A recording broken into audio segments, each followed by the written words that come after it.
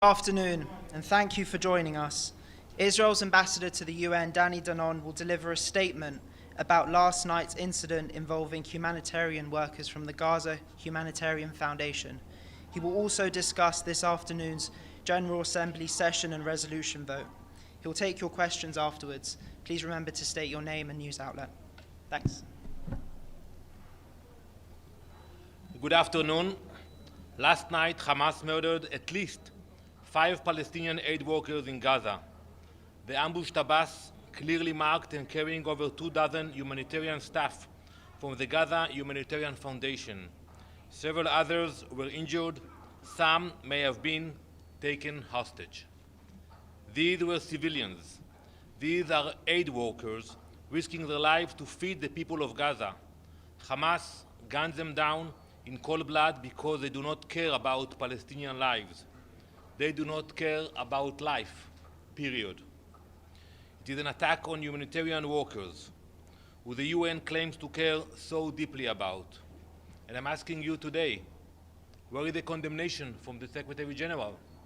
Where is the condemnation from the United Nations? Moreover, the General Assembly will not meet to condemn that crime. It will not gather to denounce Hamas. Instead, it will probably pass a resolution which is a farce. It is a moral failure. It is a political stunt. If it passes, it will be remembered not as a step toward peace, but as a disgraceful act of appeasement. It is a resolution that rewards terrorists and abandons their victims. Very soon, in about an hour, the GA will vote on a text that is a text that does not condemn Hamas for the atrocities it committed on October 7. I encourage you to read the text and look for the condemnation. It does not make the release of the 53 hostages still held in Gaza a condition for a ceasefire. It does not hold Hamas accountable. The terrorist who started this war, prolonged this war, and tortures our hostages. This assembly has had over 20 months to say the words. Very simple.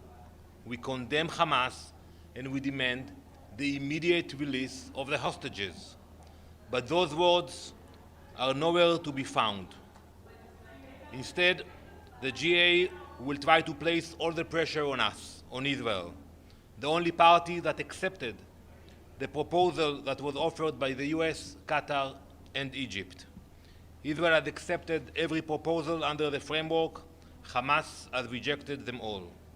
And yet, this resolution acts as if that never happened. I say today to every delegation that will vote on this resolution, and we know that it will pass.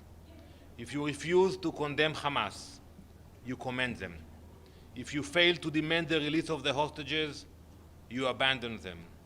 If you try to erase October 7, you are complicit in allowing it to happen again.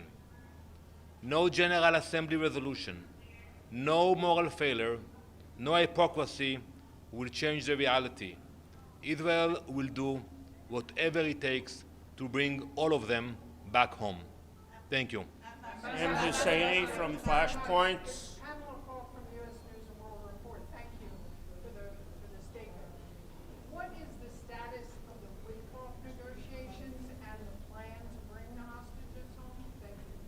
Well, I saw Ambassador Witkoff last night, and we accepted the proposal he put on the table.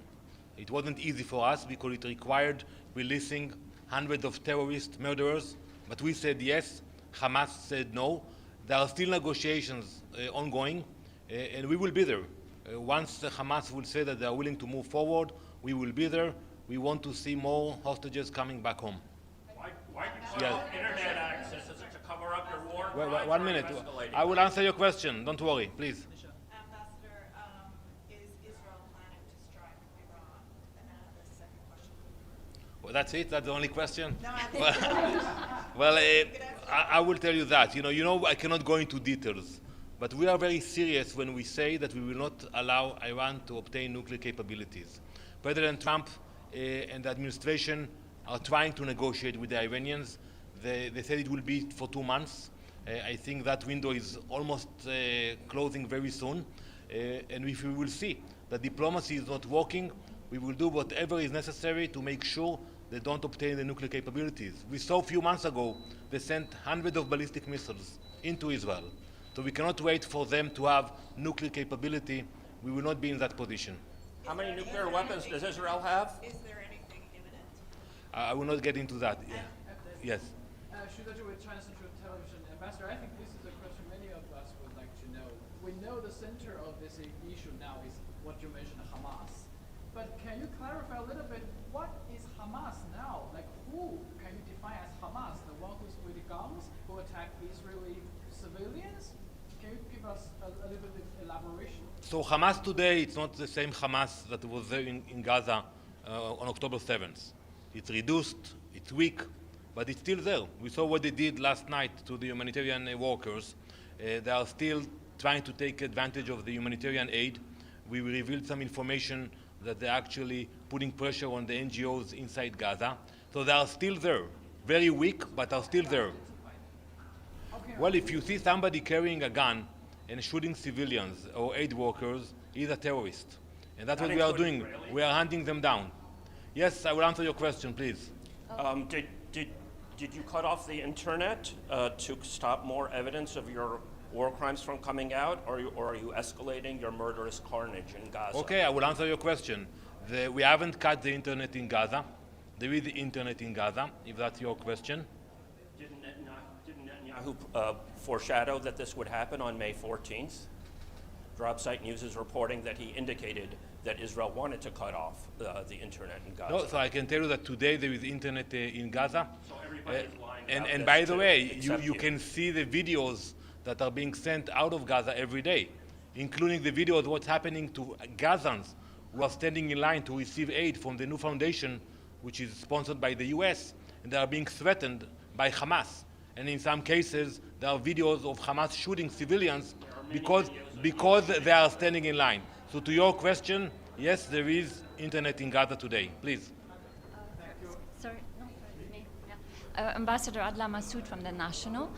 Will Israel be participating next week at the UN conference that's co-sponsored by France and Saudi Arabia?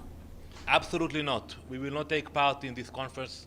It's a circus, and I was very happy to see that the United States decided also not to participate in this circus. And when Mr. Macron will arrive to the UN, I will ask him if he has solved all the problems in France, in Europe, and that he thinks that coming here to the UN and pushing this conference will actually be constructive. It's not constructive. Actually, it's hurting the negotiations because it allows Hamas to think that maybe something will come from the UN. We hope that Hamas will understand that they should accept the deal that was offered by the US, Qatar, and Egypt. That is the only way forward. Yes, please. Thank you. Yasser Abu Shabab, who is leading a militia recruited and financed and organized by Israel, who is attacking the people lining for food. And now you call them the humanitarian worker. These are agents.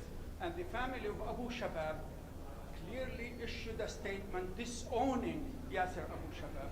And you tell here people, so to believe you, these are humanitarian workers. These are agents for Israel. You know that. Well, I don't know the details that you mentioned, but I can tell you one thing. There are forces in Gaza that don't want that the centers that were opened will succeed. As of now, there are 4 centers. 3 of them are operational. Today, 3 centers were opened. And today, 36,000 meals were distributed by the fund to packages to people and families in Gaza. So I don't know who is supporting or not supporting, but there are people who are trying to block civilians from getting the aid that is being distributed by the fund. Thank you very much.